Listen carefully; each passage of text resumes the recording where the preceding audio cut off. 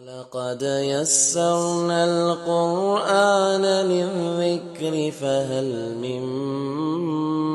مُّدَّكِرٍ.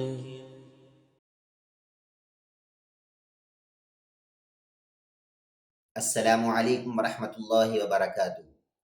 نحمدہ ونصلی ونسلم علی رسولہ الکریم، اما بعد فاعوذ باللہ من الشیطان الرجیم، بسم اللہ الرحمن الرحیم۔ محترم ناظرین کرام، کل ہم نے تسمیہ کے متعلق چند باتیں آپ حضرات کے سامنے بیان فرمایا تھا۔ آج ہم سورہ فاتحہ کے بعض فضائل کو آپ حضرات کے سامنے بیان کریں گے۔ سورہ فاتحہ، اس کو فاتحہ اس واسطے نام رکھا گیا ہے کیونکہ فاتحہ کا معنی ہے شروع کرنے والی، اور یہ سورت چونکہ قرآن مجید کے شروع میں ہے اور اس سے قرآن مجید شروع ہوتا ہے، تو لہٰذا اس سورت کو سورہ فاتحہ نام رکھا گیا ہے۔ اور اسی طرح اس سورے کو سورہ کنز بھی کہا جاتا ہے،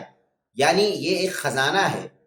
اسرار اور رموز کا خزانہ ہے، برکتوں کا اور رحمتوں کا خزانہ ہے، اور ہدایتوں کا خزانہ ہے، اور علم کا خزانہ ہے۔ اور اگر کوئی بندہ اس سورہ فاتحہ کے علم کو جاننا چاہے اور سمجھنا چاہے اور اپنی ساری زندگی بھی اگر وہ لگا دے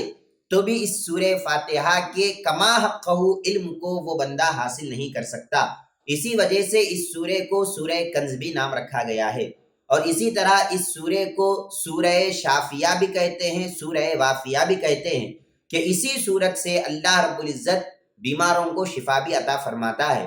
اور اس سورت کو قرآن مجید میں سبع مثانی بھی کہا گیا ہے، یعنی بار بار دہرائے جانے والی 7 آیتیں۔ یہی وہ آیتیں ہیں جن کے متعلق رب ذوالجلال فرماتا ہے وَلَقَدْ آتَيْنَاكَ سَبْعًا مِّنَ الْمَثَانِي وَالْقُرْآنَ الْعَظِيمِ، کہ اے پیارے آقا، اے پیارے نبی صلی اللہ علیہ وسلم، ہم نے آپ کے اوپر سبع مثانی یعنی بار بار دہرائے جانے والی 7 آیتوں کو نازل کیا اور پھر قرآن عظیم کو بھی نازل فرمایا ہے۔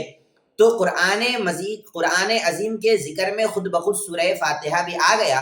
لیکن اس کے عظیم الشان ہونے کی وجہ سے اس کو دوبارہ پھر ذکر کیا گیا اور کہا گیا کہ اے پیارے آقا، ہم نے سبع مثانی کو بھی نازل کیا اور پھر قرآن مجید کو بھی نازل فرمایا۔ تو اللہ رب العزت خود اس سورہ مبارکہ کی عظمت اور شان کو بیان فرما رہا ہے۔ اور پیارے آقا صلی اللہ علیہ وسلم ارشاد فرماتے ہیں سورہ فاتحہ ایک ایسی سورت ہے کہ اس سورے کے مثل پرانی کسی کتابوں میں اللہ رب العزت نے اس سورے کا مثل نازل نہیں فرمایا۔ یعنی اتنی بابرکت سورت نہ تورات میں تھی، نہ زبور میں تھی، نہ انجیل میں تھی۔ اللہ رب العزت نے اس مبارک سورت کو قرآن مجید میں نازل فرمایا۔ اور پیارے آقا صلی اللہ علیہ وسلم ارشاد فرماتے ہیں کہ سورہ فاتحہ میں اللہ رب العزت نے ہر بیماری سے شفا رکھا ہے۔ ہم نے پہلے ایپیسوڈ میں بھی یہ بات آپ حضرات کے سامنے بیان فرمایا تھا کہ ایک صحابی رسول تھے جنہوں نے ایک بیمار پر سورہ فاتحہ کو دم کر دیا تھا، تو اللہ رب العزت نے اس بیمار کو شفا عطا فرما دیا تھا۔ تو اس حدیث سے معلوم یہ ہوتا ہے کہ اللہ رب العزت سورہ فاتحہ سے بیماروں کو شفا بھی عطا فرماتا ہے۔ اس سورہ فاتحہ میں مکمل 7 آیتیں ہیں۔ 3 آیتیں اللہ رب العزت کے متعلق ہے، یعنی اللہ کی تعریف اور اللہ کی توصیف میں ہے، اور 3 آیتیں بندوں کے بارے میں ہیں، اور بقیہ جو 1 آیت ہے درمیانی آیت، یہ اللہ اور بندے یہ دونوں کے ذکر پر یہ بیچ کی آیت مشتمل ہے، اور یہ دونوں کا ذکر اس آیت میں ملتا ہے۔ تو لہٰذا یہ جو سورہ ہے، یہ سورہ اللہ اور بندے کے مابین ایک رشتہ ہے جس کو بندہ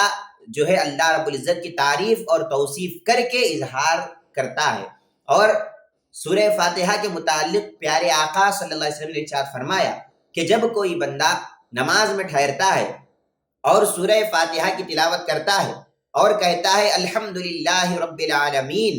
کہ تمام تعریفیں اللہ کے لیے ہیں جو تمام عالمین کا رب ہے، تو اس طرح جب وہ رب العالمین کی تعریف کرتا ہے تو اللہ رب العزت اس کا جواب دیتے ہیں اور ارشاد فرماتے ہیں کہ دیکھو حمیدنی عبدی، میرے بندے نے آج میری تعریف کی ہے اور میری حمد بیان فرمائی ہے۔ اور پھر پیارے آقا فرماتے ہیں کہ جب وہ بندہ الرحمن الرحیم کہتا ہے کہ اے پروردگار تو بڑا مہربان ہے، رحم کرنے والا ہے، تو اللہ تعالیٰ کہتا ہے کہ دیکھو آج میرے بندے نے مجھے رحمان کہہ کے پکارا ہے، مجھے رحیم کہہ کے پکارا ہے۔ اور پھر جب یہ بندہ مالک یوم الدین کہتا ہے تو اللہ رب العزت فرماتا ہے کہ دیکھو آج یہ میرا بندہ مجھے مالک کہہ رہا ہے، مجھے بادشاہ کہہ رہا ہے، روز جزا کا مالک یہ بندہ مجھے جو ہے کہہ رہا ہے اور اس کا اقرار کر رہا ہے۔ اور پھر جب بندہ کہتا ہے ایاک نعبد و ایاک نستعین، کہ اے اللہ ہم تیری ہی عبادت کرتے ہیں اور تجھ سے ہی مدد مانگتے ہیں، تو اللہ رب العزت فرماتے ہیں کہ یہ بندے نے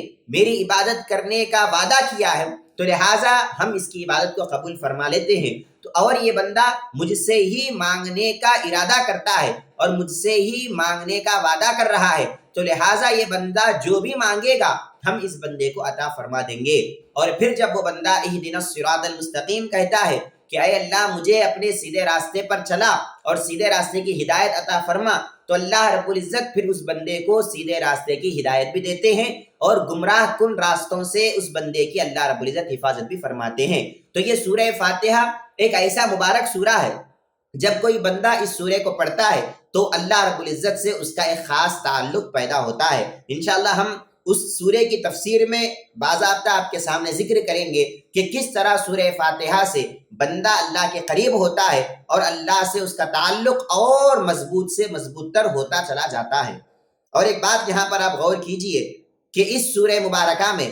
اللہ رب العزت کی حمد و ثنا کو وسیلہ بنا کر بندے نے اللہ رب العزت سے ایک چیز مانگی، اور وہ چیز کیا ہے؟ وہ چیز اللہ رب العزت کی ہدایت ہے۔ بندہ اللہ رب العزت کی تعریفیں کرتا ہے اور کہہ کر ایک ہی چیز مانگتا ہے اور وہ چیز ہدایت ہے۔ اللہ رب العزت سے فرماتا ہے اہدنا الصراط المستقیم، بندہ عرض کر رہا ہے کہ اے اللہ میں تجھ سے کسی دوسرے چیز کا سوال نہیں کرتا، میں تجھ سے نہ دنیا کی کوئی چیز مانگتا ہوں، نہ تجھ سے دنیا کی شان و شوکت طلب کرتا ہوں، میں تجھ سے صرف اور صرف ہدایت ہی مانگتا ہوں، کیونکہ ہدایت ہی ایک ایسی چیز ہے کہ اگر میں یہ پالوں تو ہدایت کی وجہ سے مجھے گمراہی سے حفاظت ملے گی، ورنہ ہدایت کے علاوہ اگر کوئی چیز آپ کو گمراہی سے بچا سکتی ہے تو وہ کوئی دوسری چیز نہیں ہے، صرف ہدایت ہی ایک ایسی چیز ہے جو آپ کو گمراہی سے بچا سکتی ہے۔ ابن قیم رحمۃ اللہ علیہ ارشاد فرماتے ہیں کہ سورہ فاتحہ میں قلبی شفا بڑے ہی کامل انداز میں موجود ہے، کیونکہ قلبی بیماریوں کا دار و مدار دو بنیادوں پر ہوتا ہے۔ نمبر ایک، علم فاسد ہوتا ہے، اگر علم خراب ہو گیا تو اس سے دل خراب ہو جاتا ہے، اور نمبر دو، اگر ارادہ خراب ہو گیا تو اس سے بھی دل خراب ہو جاتا ہے، یعنی دل ان دو چیزوں کی وجہ سے خراب ہو جاتا ہے۔ اور سورہ فاتحہ میں انہی دو چیزوں کے نتائج بھی بیان کیے گئے ہیں کہ اگر آپ کا علم خراب ہو جائے تو آپ گمراہ ہو جائیں گے، اور اگر آپ کا ارادہ خراب ہو جائے گا تو پھر آپ غضب کے مستحق ٹھہریں گے، یعنی آپ مغضوب بن جائیں گے۔ اور بندہ سورہ فاتحہ میں ان دو چیزوں سے بھی اللہ سے پناہ مانگتا ہے۔ بندہ کہتا ہے غیر المغضوب علیہم ولا الضالین، اے اللہ نہ میں غلط علم حاصل کر کے گمراہ ہونا چاہتا ہوں اور نہ میں غلط ارادہ لے کر اور غلط نیت کے ساتھ تیری بارگاہ میں آ کر میں مغضوب بننا چاہتا ہوں، نہ تیرے غضب کا میں شکار بننا چاہتا ہوں، نہ مستحق بننا چاہتا ہوں، میں تو ہدایت کا طلبگار ہوں۔ اور جب بندہ یہ تمام نیتوں سے اللہ رب العزت کی بارگاہ میں آ کر عرض کرتا ہے تو اللہ رب العزت ضرور اس کو تمام قلبی بیماریوں سے شفا عطا فرماتے ہیں اور صراط مستقیم اس کو عطا فرماتے ہیں، کیونکہ صراط مستقیم کا مل جانا ہی سب سے بڑی گمراہی سے بچنا ہے، کیونکہ گمراہی سے اگر کوئی چیز آپ کو بچاتی ہے تو وہ سیدھا راستہ ہے۔ جب بندہ سیدھے راستے پہ چلتا رہتا ہے تو اس کے بھٹکنے کے چانسز بڑے کم ہو جاتے ہیں، لیکن جب بندہ سیدھے راستے کو چھوڑ دیتا ہے تو پھر اس کے بھٹکنے کے چانسز حد سے زیادہ بڑھ جاتے ہیں، اور یقینی طور پر وہ بندہ بھٹک جاتا ہے کیونکہ اس بندے نے سیدھے راستے کو چھوڑ دیا۔ تو لہٰذا یہ بندہ قرآن مجید میں سورہ فاتحہ میں اللہ رب العزت سے سیدھے راستے کا طلبگار ہے اور سیدھے راستے کو مانگتا رہتا ہے تاکہ اللہ رب العزت اس کو تمام گمراہی سے بچائے، اور اللہ رب العزت اس کو تمام مغضوب علیہ قوم سے بچائے، اور اللہ رب العزت اس کو ہادی بنا دے، اور اللہ رب العزت اس کو ہدایت والا بنا دے، اور سیدھے راستے پر اللہ رب العزت اس کو گامزن فرما دے۔ تو لہٰذا یہ جو سورہ فاتحہ ہے یہ علمی اور عملی طور پر یہ بڑا ہی ایک خزانہ ہے۔ اس میں علم کا بھی خزانہ ہے، عمل کا بھی خزانہ ہے، نصیحتوں کا بھی خزانہ ہے۔ اور یہ سورہ فاتحہ ایک ایسی بہترین صورت ہے کہ پیارے آقا صلی اللہ علیہ وسلم نے ارشاد فرمایا کہ سورہ فاتحہ یہ قرآن مجید میں سب سے اہم صورت ہے، کہ ایسی صورت پھر پوری قرآن مجید میں موجود نہیں ہے، یعنی یہ سب سے بہترین صورت ہے۔ اور بعض علماء کرام یہ فرماتے ہیں کہ اللہ رب العزت نے سورہ فاتحہ کو 2 مرتبہ نازل فرمایا، یعنی قرآن مجید کی کوئی صورت ایسی نہیں ہے جس کو اللہ رب العزت نے 2 مرتبہ نازل فرمایا ہو۔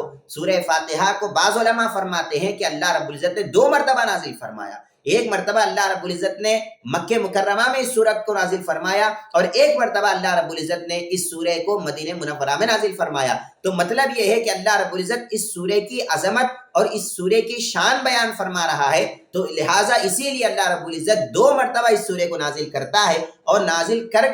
پھر اس کے بعد اللہ رب العزت خود ذکر بھی کرتا ہے کہ دیکھو ہم نے آپ کو اے پیارے محبوب 7 بار بار دہرانے والی آیتیں بھی عطا فرمائی، اور ہم نے آپ کو قرآن عظیم بھی عطا فرمایا۔ اور پھر پیارے آقا صلی اللہ علیہ وسلم ارشاد فرماتے ہیں کہ اگر کوئی بندہ سورہ فاتحہ کو پڑھتا ہے تو اللہ رب العزت اس کو قرآن مجید پڑھنے کا ثواب عطا فرما دیتے ہیں۔ یعنی یہاں وہ بندہ سورہ فاتحہ پڑھا، ابھی پوری قرآن کو کھولا ہی نہیں، پوری قرآن پڑھا ہی نہیں، یہ سورہ فاتحہ تو قرآن کا مقدمہ ہے، یہ سورہ فاتحہ تو قرآن کی شروعات ہے، ابھی یہ بندہ قرآن کو شروع کیا ہی تھا کہ اللہ رب العزت نے اس کو مکمل قرآن مجید کا ثواب عطا فرما دیا۔ اور اللہ رب العزت اس سورہ فاتحہ کو اتنا پسند فرماتا ہے کہ ہر نماز میں ہم کو سورہ فاتحہ پڑھنے کا حکم دیا گیا، اور اگر کوئی بندہ نماز میں سورہ فاتحہ نہیں پڑھتا تو اس کی نماز کامل اور مکمل نہیں ہوا کرتی۔ نماز میں سورہ فاتحہ کو پڑھنا واجب قرار دے دیا گیا۔ اور پیارے آقا صلی اللہ علیہ وسلم نے ارشاد فرمایا لا صلاۃ